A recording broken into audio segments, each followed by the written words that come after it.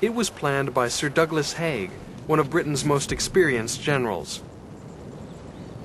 Using mainly British and Commonwealth troops, it aimed to relieve the pressure on Verdun by drawing away the German reserves and destroy them. Haig was another of those who believed that the war must be won or lost on the Western Front. He also believed in old-fashioned crash-through or crash tactics. Later generations condemned Haig for using the tactics of a butcher and for never visiting the front line to see the awful slaughter his plans produced.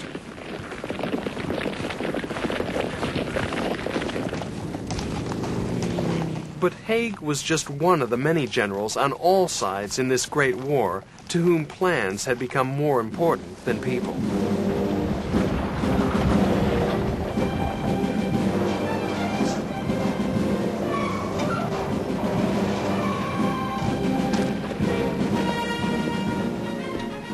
And so, on the 1st of July, 1916, Haig's great Battle of the Somme began with a massive artillery barrage lasting 5 days.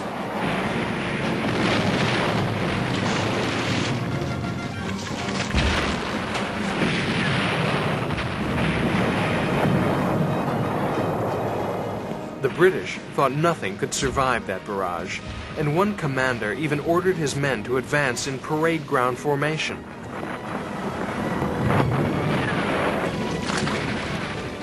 Unfortunately, many shells landed in no man's land, churning it to mud and making the advance difficult and slow.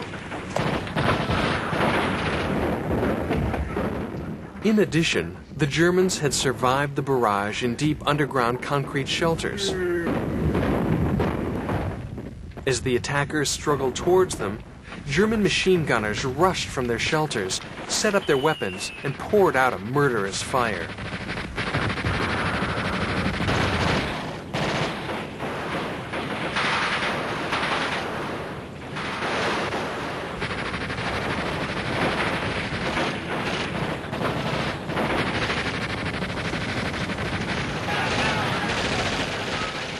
German artillery and aircraft soon joined in the attack, which quickly became another slaughter.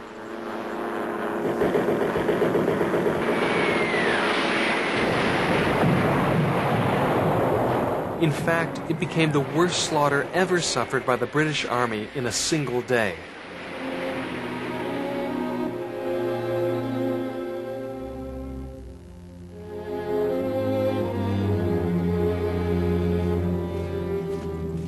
No one dared to give an order to stop them that bright July morning.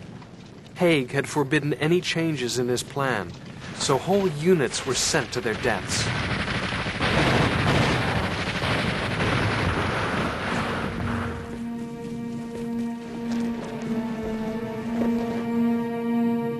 Almost the entire Newfoundland regiment was wiped out before lunchtime on the first day. Friendly artillery also dropped short and knocked down whole companies of soldiers. Others were sucked down and drowned in the mud. By evening, over 57,000 casualties littered the battlefield. Hundreds of thousands more were to die as the attack continued week after week.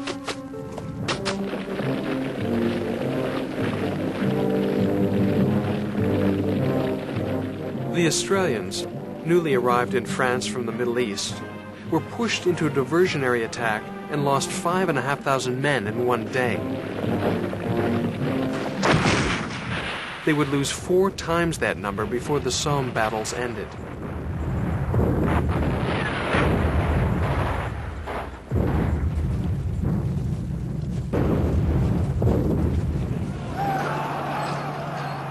The New Zealanders attacked the village of Fleurs, where the tank made its first ever appearance in battle.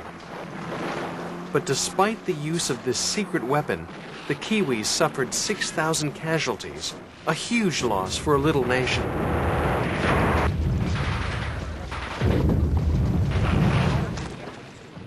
The Canadians, barely recovered from the gas of Second Ypres, were moved into a supposedly quiet section for a surprise attack.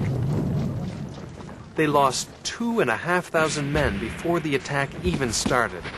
Before it ended, they would lose 24,000.